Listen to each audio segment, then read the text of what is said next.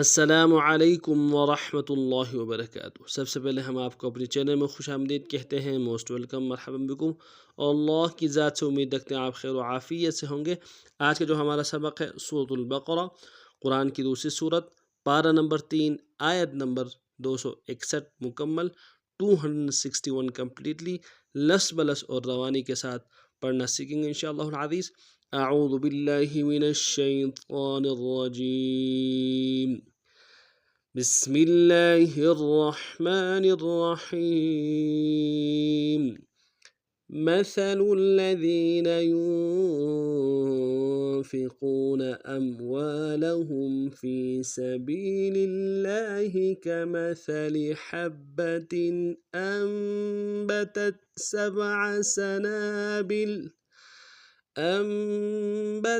سبع سنابل في كل سنبلة 100 حبة والله يضاعف لمن يشاء والله واسع عليم. Last plus पढ़ते مثل الذين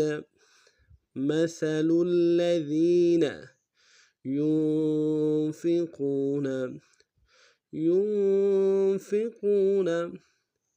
أموالهم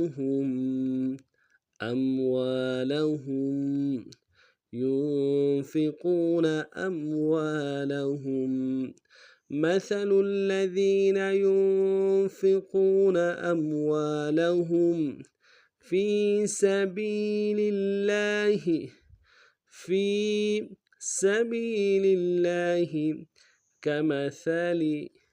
كمثل حبة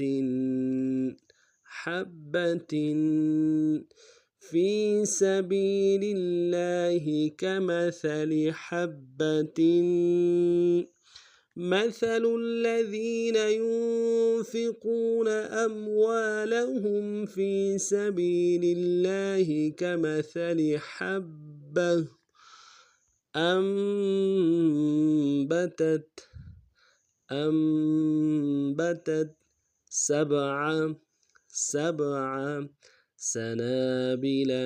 سنابل أنبتت 7 سنابل في كل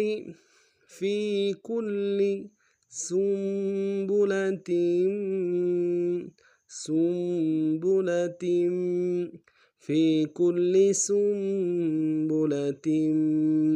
100 حبة 100 حبة في كل سنبلة 100 حبة أنبتت 7 سنابل في كل سنبلة 100 حبة والله يضاعف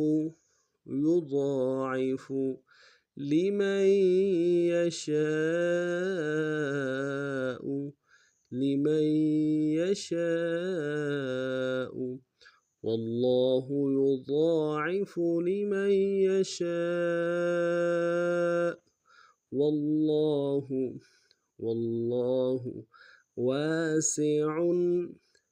واسع عليم والله واسع عليم والله يضاعف لمن يشاء والله واسع عليم.